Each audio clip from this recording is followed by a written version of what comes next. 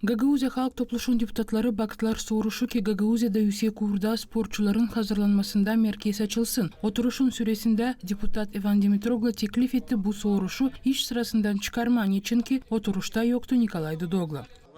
Siz kendiniz söylersiniz hani yok lazımlı dokumentlerin paketi hem istersiniz ne soysa danışmayı bakanı komitetine doğrultmak. Nice siz danışıcınız yer yoksa da bir de dokument. Ben size anladım hani kolega yalvardı bu soruşu başka oturuşa geçirme. O zaman o olacak da hepsini anlatacak hem dokumentleri de gösterecek. Yer siz istersiniz hepsini kanuna göre yapma. Gagauzya'nın kanuncuları teklif ettiler bu soruşla исполкома danışma. Я считаю, что вопрос очень серьезный. И надо передать этот вопрос в исполком.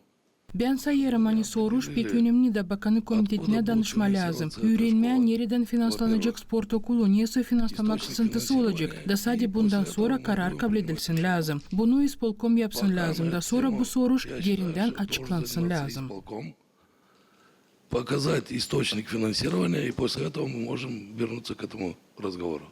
Lazım adamcıyla yapma kanuna hem proseduraya göre. Bunun için lazım seslerimizi verelim. Proseduraya göre исполкома danışsınlar. исполком da bize çıkar. Da belli eder finanslamak sızıntılarını. Bu isla bir tema, ideya da isla. Ama hepsi proseduraları hesaba lazım alma hem doğru yapma.